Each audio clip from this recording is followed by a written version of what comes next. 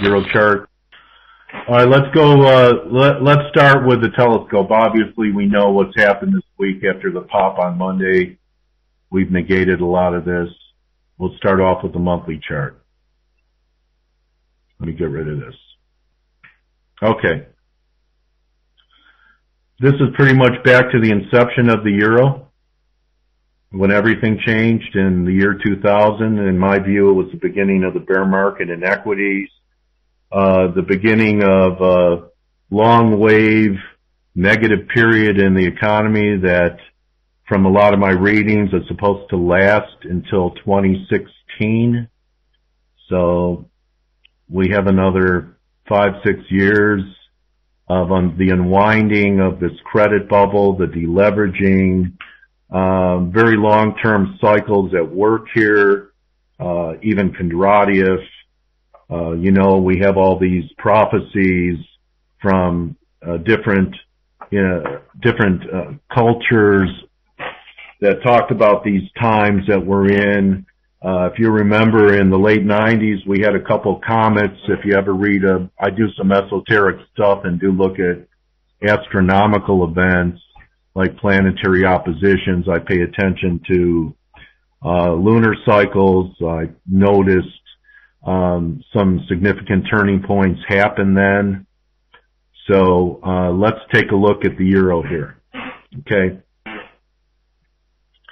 Here we are. We have this big advance. If you recall, I was showing the dollar index at 120. This would be when the dollar index was 120 on its move down to 70. Okay. And the euro got up to the 161 level. This is last year. Okay. Back here, when we were trading up at 150, there was all kinds of talk about making the euro the new reserve currency. Everyone remember that?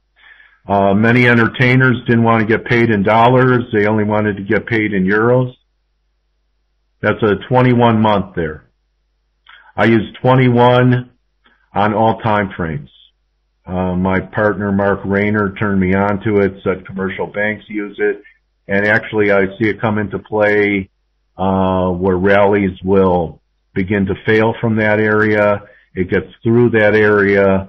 You don't want to be short if it's bumping up against it, and it gets through on the downside. You most likely don't want to be long either, depending upon the time frame that you trade. EMA. Okay. So you guys remember all the entertainers wanted to be paid in euros?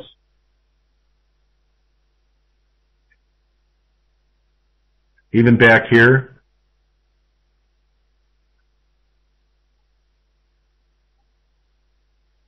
Right. Okay. Then where were we here this spring when the euro got down to 116? JZ too? Yes. Now we were into the disintegration of the euro as a viable currency instrument. Right? I should just do rap songs. All right? And then we had QE2 right here. QE2 right near the highs of this recent rally, right?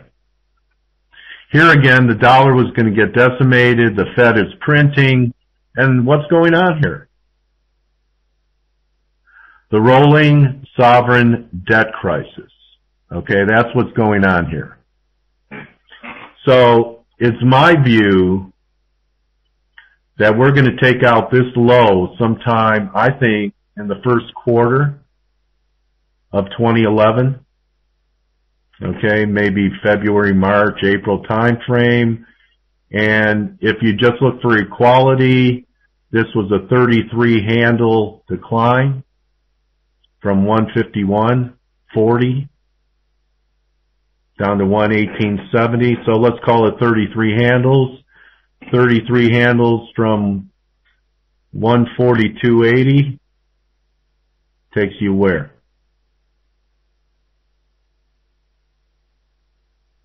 Right. Under this low, about 110. So this is what I'm looking for in Euro for 2011.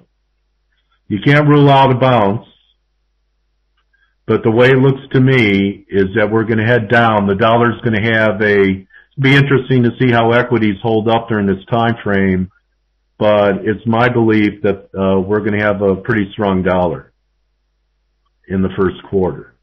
So we'll have some deflationary impacts in asset classes. Maybe that's a reason for commodities in general to head down, including gold to that 1250 level. So therefore my take here, let's go a little bit shorter term now. Let's take down our power on our telescope and bring it down a bit to the weeklies. Very negative week that we had today, that we have going this week, outside week to the downside. To me, it looks like we're going to challenge this. Let's bring our focus. I don't know. I didn't know until maybe a year ago that they used it for FX. Oh, interesting.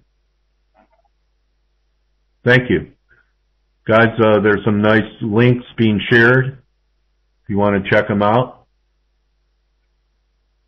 Yes. Because why are diamonds not traded?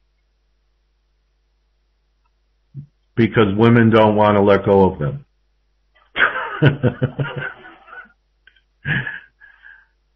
De Beers wouldn't let. Why would they trade them? Men too, okay, men too. They don't want to let go of their diamonds either. You know, I use the parabolic kind of as not as a signal generator, but I like to see them touched and with no follow through, and then I look for it to go back to the next parabolic, which would be in the reverse direction. I kind of use it as a resistance or support point. Okay, so here's your daily of the euro. Still looks negative, but again, you can't rule out from this 119 low, some type of low developing in here, and then one more rally up, maybe into the 135, 36 range, because this has been a pretty weak retracement of this break. And if the bulls are going to be right about 1350 in the S&Ps, that's going to be difficult for it to achieve if the euro is just going to crash here, because that's saying that the sovereign debt problem is being exacerbated, spreading to Spain, possibly Italy, and I think that we're going to rally here first, get some type of low in here. This looks like an A, B, C for A, and now we're getting a B, and there might be one more rally up before we get the big break.